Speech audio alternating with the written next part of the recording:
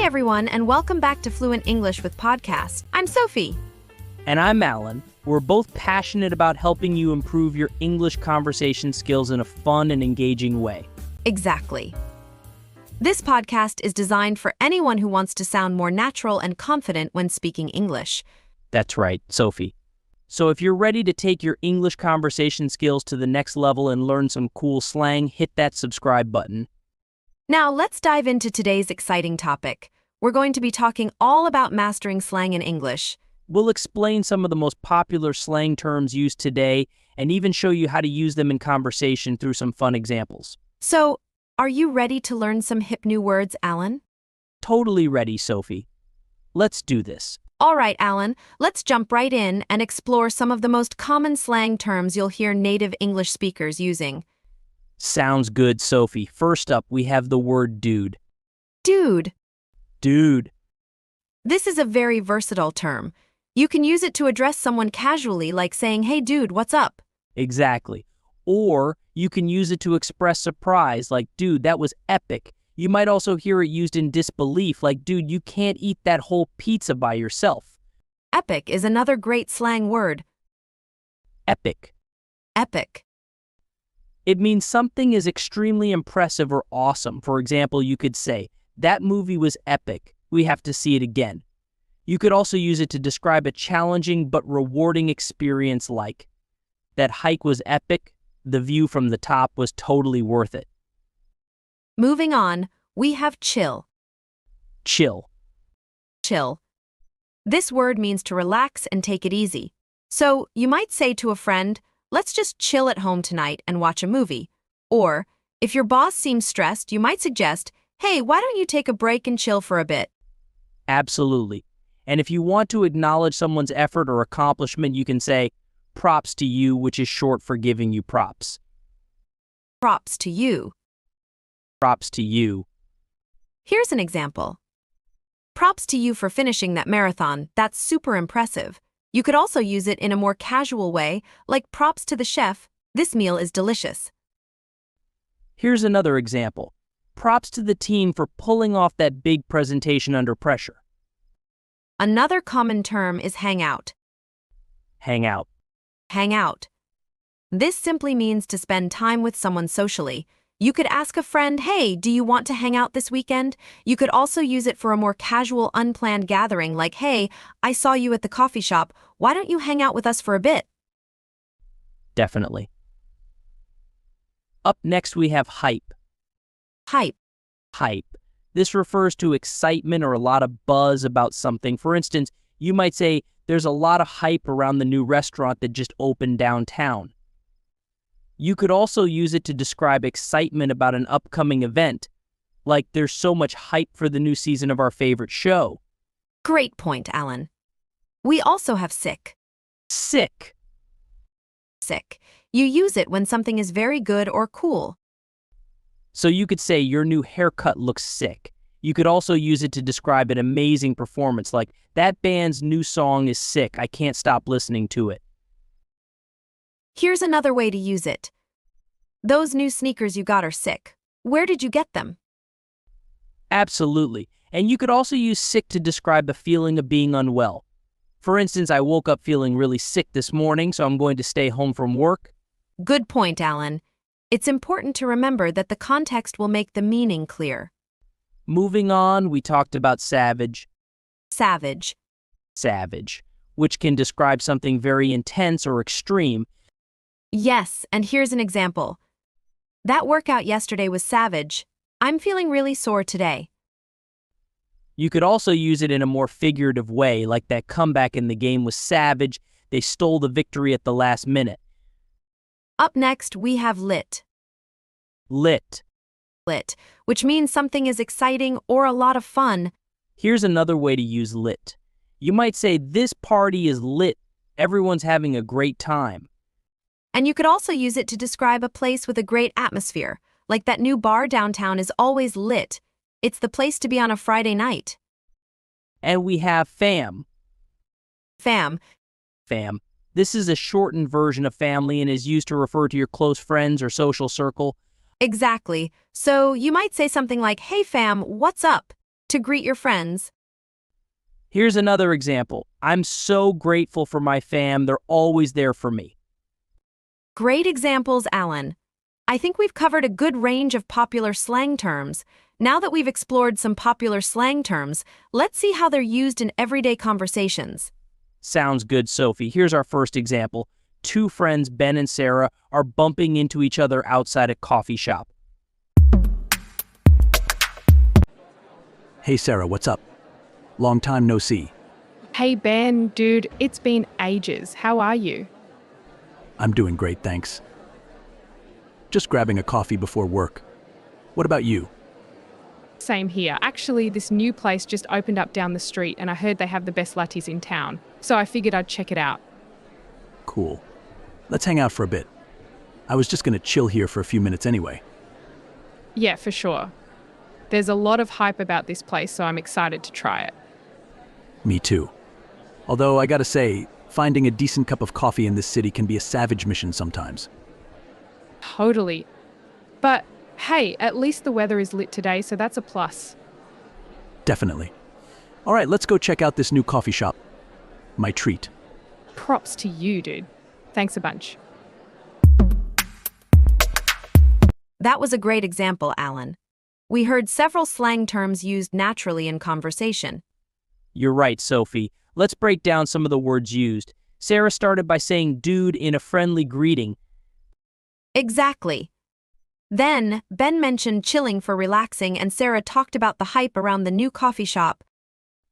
They also used savage to describe the difficulty of finding good coffee and lit to describe the nice weather.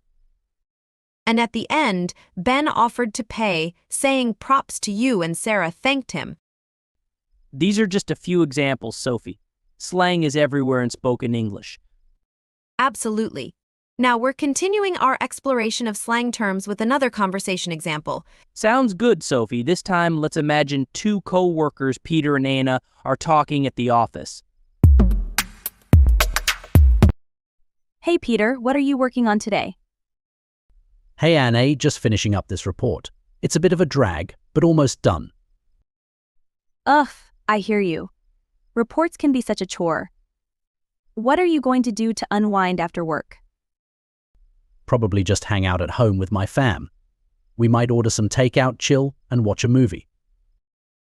Sounds like a good plan. This week has been pretty epic, so some relaxation is definitely needed. You're telling me. That presentation yesterday was savage. But hey, at least we pulled it off in the end. Props to you and the team for that. The presentation was lit. Everyone did an awesome job. Thanks, Anna. Speaking of lit, there's a new band playing at that club downtown this weekend. They're supposed to be sick. Oh, cool. I might be interested in checking that out. Maybe we can all hang out after work on Friday? Dude, that would be awesome. We could grab some dinner and then head to the club. Sounds like a plan. I'll check with the others and see if they're down. Cool, let me know. That was another fun example, Alan. We heard some different slang terms used this time. Exactly, Sophie. Peter mentioned the task he was working on being a drag, which means boring or tedious. Anna agreed with I hear you, which is a casual way to show you understand someone's frustration. They both talked about chilling to relax, and Peter mentioned spending time with his fam. Anna described the week as epic and acknowledged the pressure of the presentation with savage, but she also highlighted the success with props to you for the team. They both agreed the presentation was lit, and Peter recommended the new band, calling them sick. Finally, they ended by planning to hang out after work on Friday, which sounds like a fun way to use some of the slang terms we discussed. That's right. Now, let's listen to another conversation. Sounds good, Sophie. This time, let's imagine two friends, Emma and Joseph. They are talking.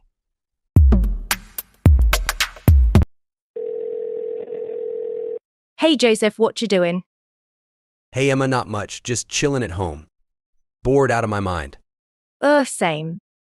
This weather is such a drag. What are your plans for tonight? Maybe catch a movie or something? Anything exciting happening on your end?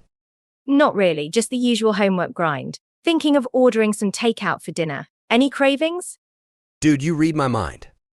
Pizza sounds epic right now. We could totally order together, split a giant pizza and make a night of it. Now you're talking. Let's do it. What kind of toppings are you feeling? I'm thinking half pepperoni, half veggie. Perfect. Props to you. No worries.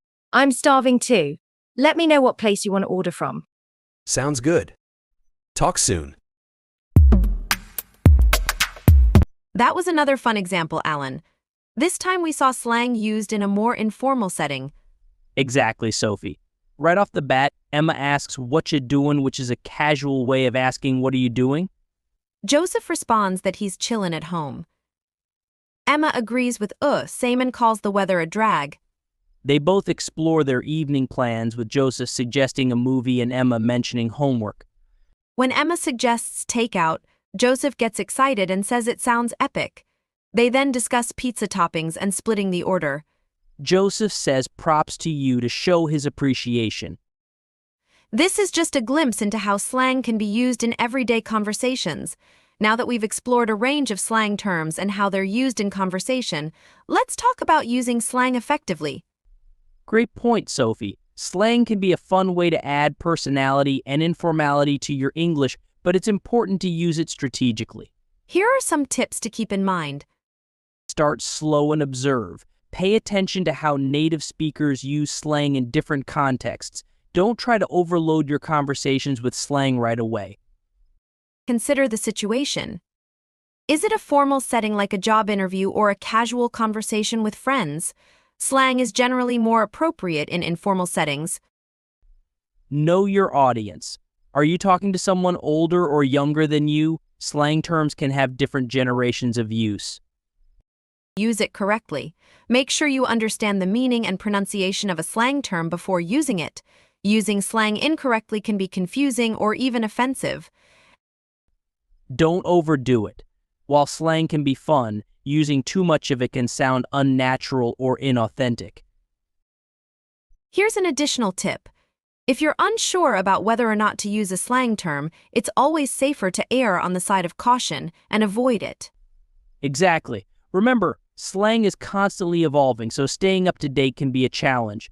But the tips we mentioned should give you a good foundation for incorporating slang effectively into your English conversations.